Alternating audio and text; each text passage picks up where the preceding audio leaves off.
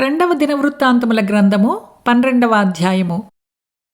రెహబాము రాజ్యము స్థిరపడి తాను బలపరచబడిన తరువాత అతడును ఇశ్రాయేలీయులందరును యెహోవా ధర్మశాస్త్రమును విసర్జించిరి.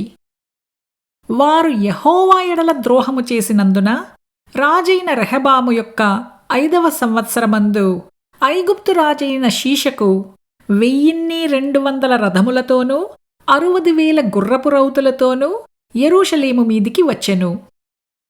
అతనితో కూడా ఐగుప్తు నుండి వచ్చిన లూబీయులు, సుక్కీయులు, కూషీయులు అనువారు లెక్కకు మించియుండిరి.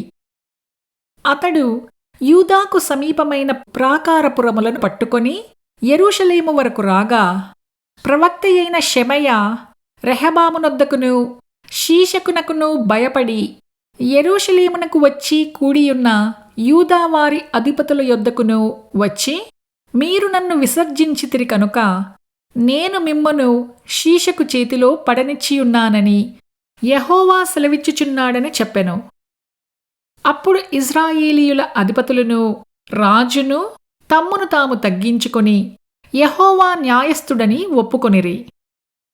వారు తమ్మును తాము తగ్గించుకొనుట యెహోవా చూచెను కనుక యెహోవా వాక్కు షెమయాకు ప్రత్యక్షమై ఈలాగు సెలవిచ్చెను. వారు తమ్మును తాము తగ్గించుకునిరి కనుక నేను వారిని నాశనము చెయ్యక నా ఉగ్రతను యెరూషలేము మీద కుమ్మరింపక త్వరలోనే వారికి రక్షణ దయచేసెదను.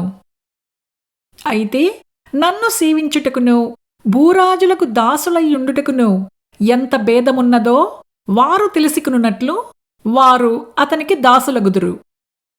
ఐగుప్తు రాజైన షీషకు యెరూషలేము మీదికి వచ్చి యెహోవా మందిరపు బొక్కసములన్నిటినీ రాజనగరులోని బొక్కసములన్నిటినీ దోచుకుని సొలొమోను చేయించిన బంగారపు డాళ్లను తీసుకుని పోయెను.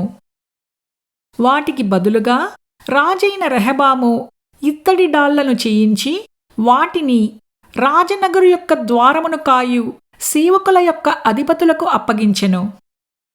రాజు యెహోవా మందిరములోనికి వచ్చినప్పుడెల్లా నగరు సేవకులు వచ్చి వాటిని ఎత్తి తరువాత వాటిని మరలా గదిలో ఉంచుచూ వచ్చిరి. అతడు తన్ను తాను తగ్గించుకునినందున యెహోవా అతని బొత్తిగా నిర్మూలము చేయక యూదావారు కొంతమట్టుకు మంచితనముననుసరించుట చూచి తన కోపము అతని మీద నుండి త్రిప్పుకొనెను.